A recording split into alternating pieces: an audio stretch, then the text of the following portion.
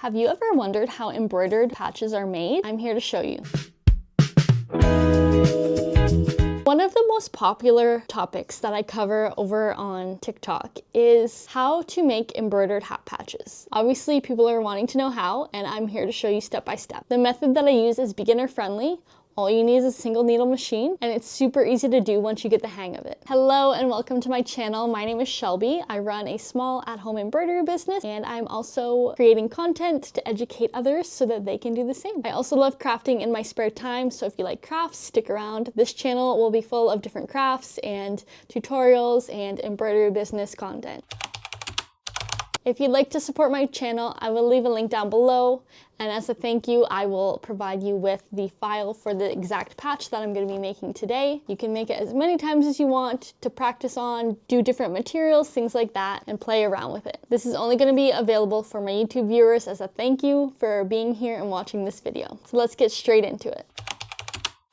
Let's start off with the materials that you're going to need for this project. As for stabilizer, you're going to need to start off with a tearaway. Any tearaway is fine. I get this on Amazon. And then I have two options for you for a water-soluble stabilizer. The first is just your typical water-soluble. It looks like a thin fabric. It just melts away with water. That can come from Amazon. And then the next is a plastic water-soluble stabilizer, but you don't actually even need to use water for this. Once the satin border is done around the edge, you can just pop it out of this. I get this from Super Punch, so I will leave all the links down below. I have heard of people getting some sort of heavy duty plastic from like Home Hardware or something like that. If you want to look into that, that's also an option. You're going to need some basting spray, whatever color thread you need for your specific design. And then as for the patch, I like to do my patches on some sort of material. Sometimes people have done patches over a fill stitch. My favorite option for patches is a laminated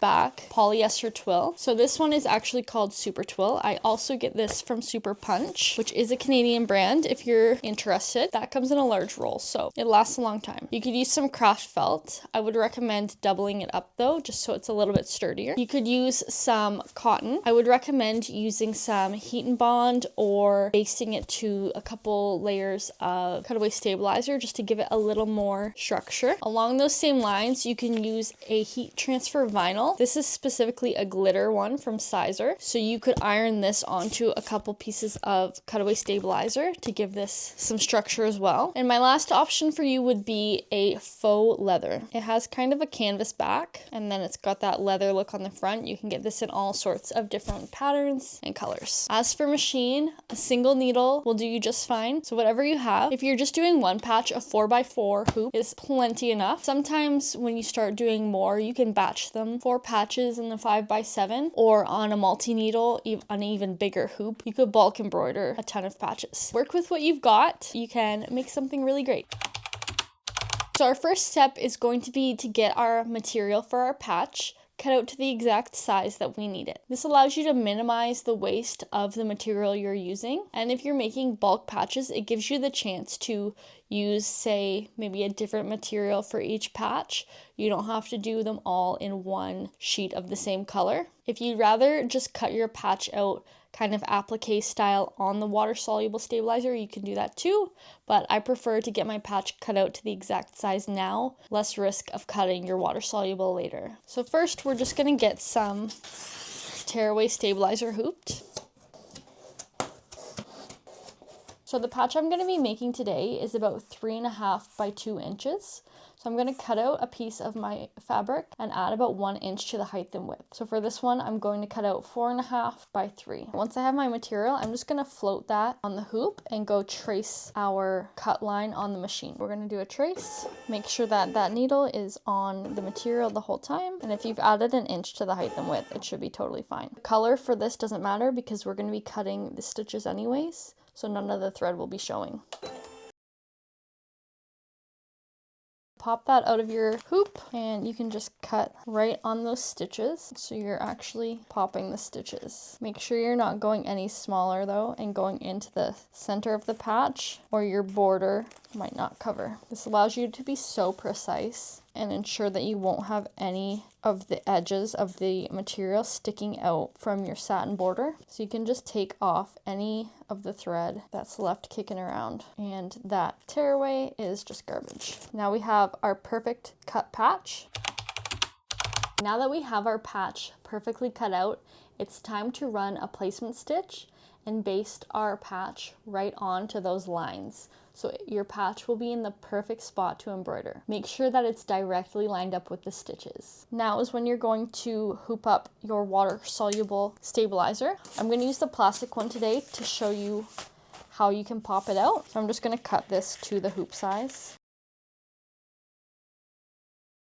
Now I'm using my regular embroidery hoop. I will tighten it as much as I can, tighten it with a screwdriver, and then put a T-pin along the long edge on both sides so that it doesn't pull through. The magnetic hoop though is strong enough that you don't need to do any of that extra stuff. Make sure that it's drum-like. Now again, the color of the placement stitch doesn't matter because you won't be seeing this. You'll see that the next stitch to run is the exact same size and shape, and that will show us where we're going to place our patch. I'm going to put some basting spray on the back and secure it down.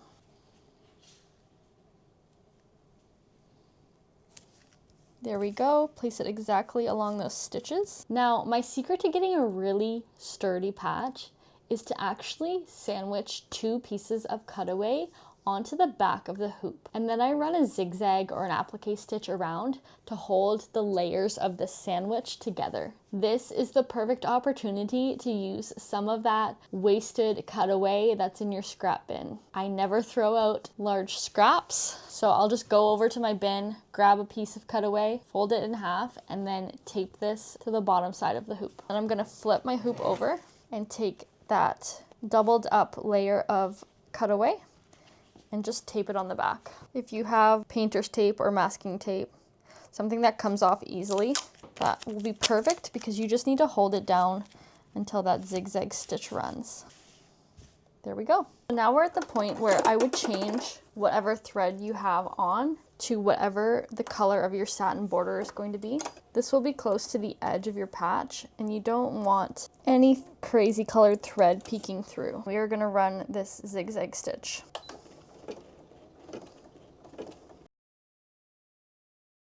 Once we run this zigzag or sandwich stitch, you can actually cut off the excess cutaway as close as you can to the stitches without actually cutting the stitches. And make sure you don't poke through your water-soluble stabilizer. All right, as you can see, we have a perfect zigzag holding that patch down. Now we can flip to the back, take this tape off. There we have it. Now we're all ready to go and do the inside of the patch. Now that our fabric is totally secured, you can go ahead and run whatever you're going to do on the inside of the patch. I find that the zigzag holds it steady enough that you don't need to run your border before you do all of your inner work. Go ahead and change up your threads to whatever you want for your particular design.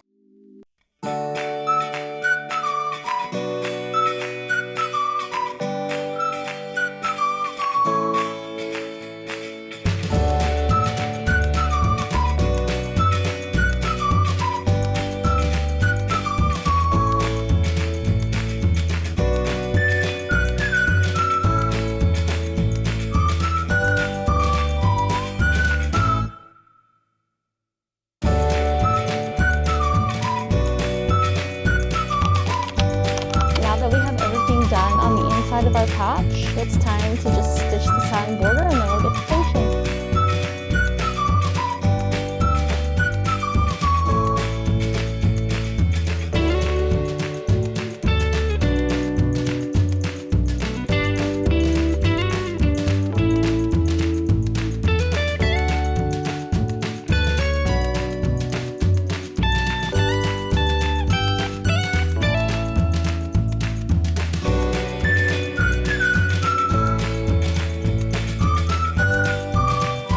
Went through and trimmed up some of the little threads that were out. Our patch is done. As you can see, it's almost popping out itself anyways, so all you have to do is push on it and you have a patch.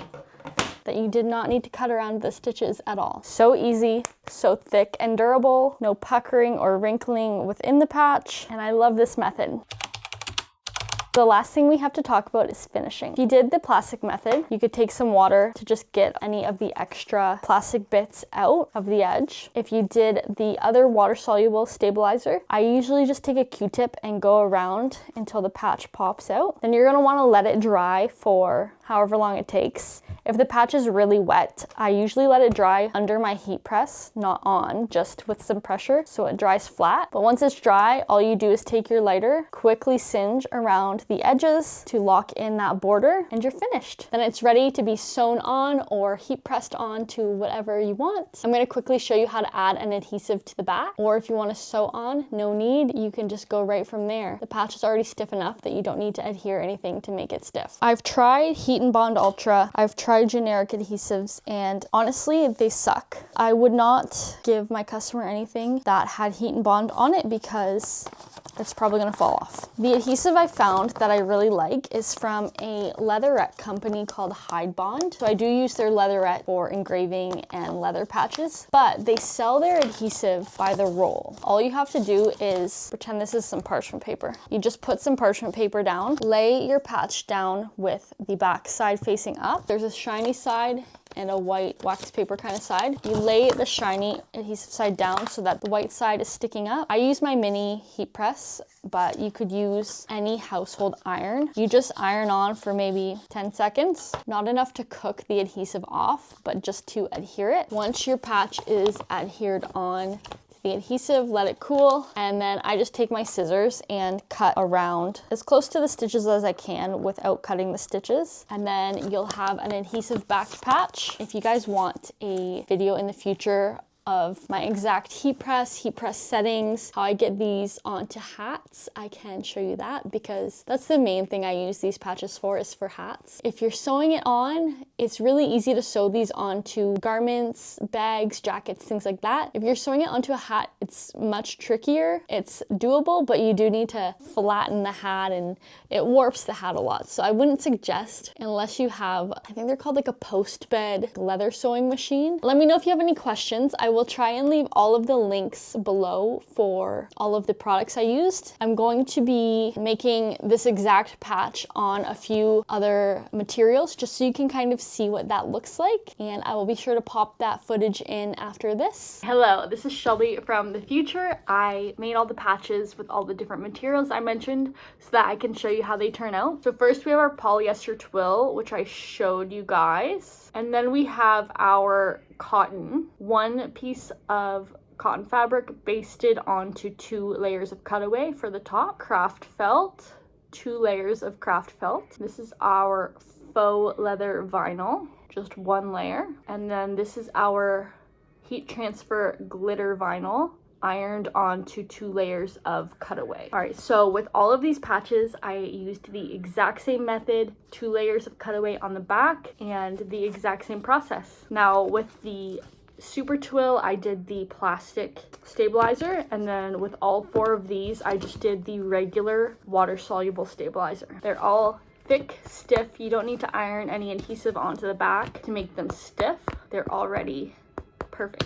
Thank you for watching. Thank you for supporting my channel. If you want to get this file for this exact patch, I'll leave a link below. I will upload it in a zip folder with all of the different embroidery machine extensions. If you don't see your specific extension that you need in that zipped file, just send me an email and I will gladly get that to you. Thanks everyone. See you in the next video.